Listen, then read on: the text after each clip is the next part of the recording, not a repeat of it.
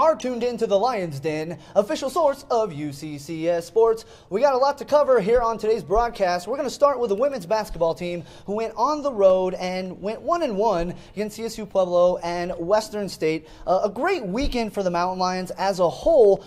And in January, they're still doing fantastic. I mean, we're talking about a 10-2 record in the year of 2016. Unfortunately, couldn't get the win on Friday night against CSU Pueblo. But at the moment, currently a great record.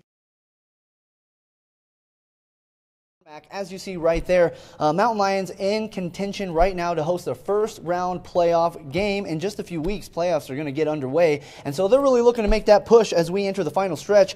But let's go ahead and get to our expert analyst, Benedict Botnick here. Mr. Benedict Botnick, let's go ahead and talk a little bit. No, at least not till the end of this show. You're right. Okay, so let's go ahead and talk about the women's basketball team. A close game against CSU Pueblo on Friday night.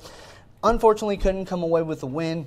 What did you see on Friday night from the Mountain Lions? And why weren't they able to solidify the victory at the Massari Arena? You know, the Mountain Lions, they had a chance at the final minute. You know, they had a good shot at the end to tie it with 3. You know, Jenna Knoffel took that shot. Fortunately, didn't hit it. But, you know, what impressed me the most with Friday, and it was the post players. And got a chance to talk to head coach Sean Nelson. Said that Mia Carter and Shayna Leaf really took over that game. They played very well. Shayna Leaf had a team-high 13 points.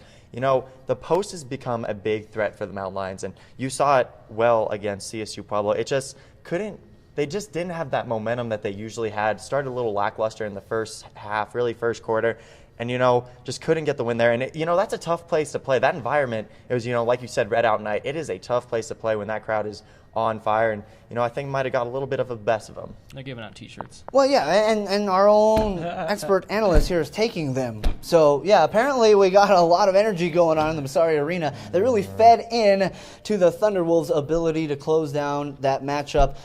Tough finish, though. I got to tell you, final sequence, if you recall, Gabby Ramirez bringing the ball up. She had a good look, but kicked it off to a more open shot.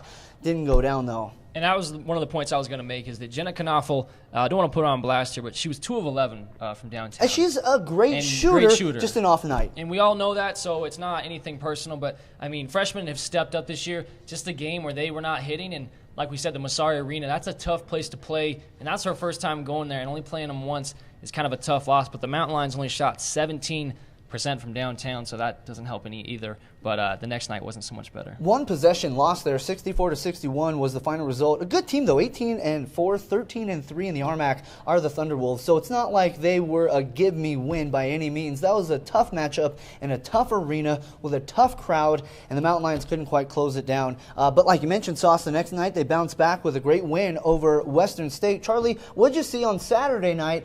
What was the difference from Friday night to Saturday night?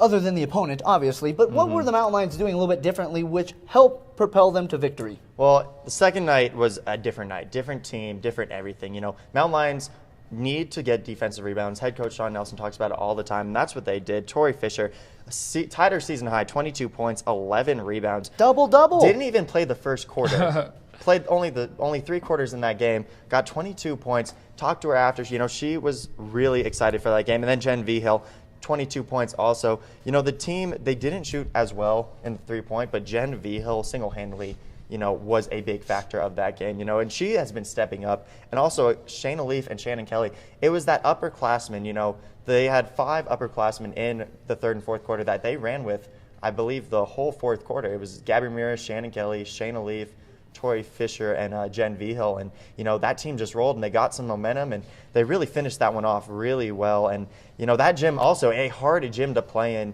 You know our SID Jared Werner used to work in that gym and he said be careful because that crowd will get loud. And you know we saw it at the women's game. We also saw it at the men's game.